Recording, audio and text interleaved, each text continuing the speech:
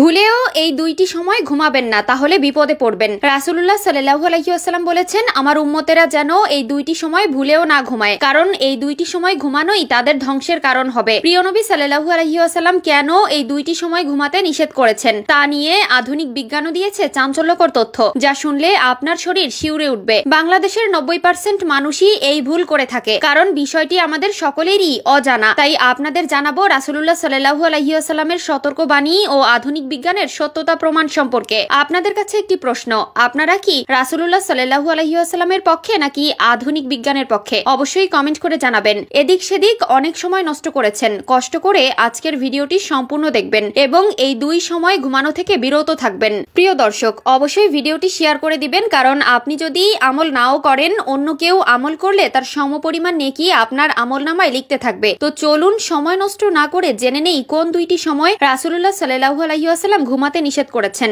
1 নম্বরে রাসূলুল্লাহ সাল্লাল্লাহু আলাইহি ওয়াসাল্লাম বলেন, যে ব্যক্তি ফজরের নামাজ পড়বে না, আল্লাহ তাআলা তার থেকে বরকত উঠিয়ে নেন। ফজরের পর যে ব্যক্তি নামাজ না পড়ে ঘুমিয়ে থাকে, আল্লাহ তাআলা তার জীবনটা অশান্তি করে দেয়। সে আল্লাহর কাছে যতই দোয়া করুক, আল্লাহ তার দোয়া কবুল করে না। অপর একটি হাদিসে রাসূলুল্লাহ সাল্লাল্লাহু আলাইহি ওয়াসাল্লাম বলেছেন, যে ব্যক্তি ফজরের নামাজ পড়লো, সেই ব্যক্তির সারা দিনের দায়িত্ব আল্লাহ তাআলা গ্রহণ করেন। 2 নম্বর সময় হলো আসর ও মাগরিবের মধ্যবর্তী সময়। এই সময়ে অনেকে অলস্যভাবে ঘুমায়, এই সময়ে ভুলেও ঘুমাবেন না। এই সময়টি দোয়া কবুলের জন্য একটি গুরুত্বপূর্ণ সময়। এই দুইটি সময়ে ভুলেও ঘুমাবেন না, আল্লাহ তাআলা আপনাকে হেফাজত করবে এবং আপনার জন্য পরকাল সহজ হয়ে যাবে। আধুনিক বিজ্ঞান বলেছে, ফজরের সময় বায়ুমণ্ডলে যে পরিবেশ সৃষ্টি হয়, সেই সময় যদি ঘুমিয়ে না থেকে কোনো মানুষ এই রহমতের সময়টুকু উপভোগ করে, তবে আল্লাহর রহমতে তার অনেক রোগ ব্যাধি দূর হয়ে যায় এবং সকালে অক্সিজেনের মাত্রা বেশি থাকায় শরীরে আলাদা এনার্জি সৃষ্টি হয়। মাগরিব ও আসরের মধ্যবর্তী সময় নিয়ে আধুনিক বিজ্ঞান বলেছে, এই সময় পরিবেশ শীতল থাকে,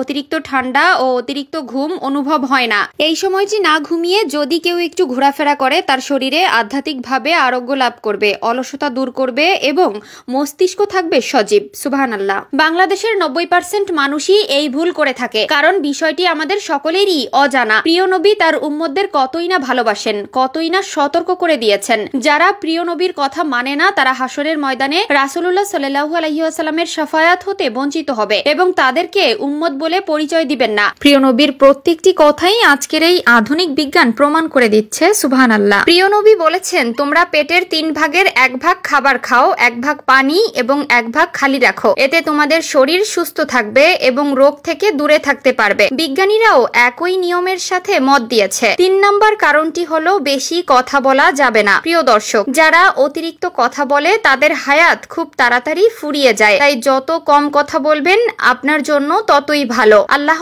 আমাদের সকলকে সঠিক বুঝ দান করুন। আমিন।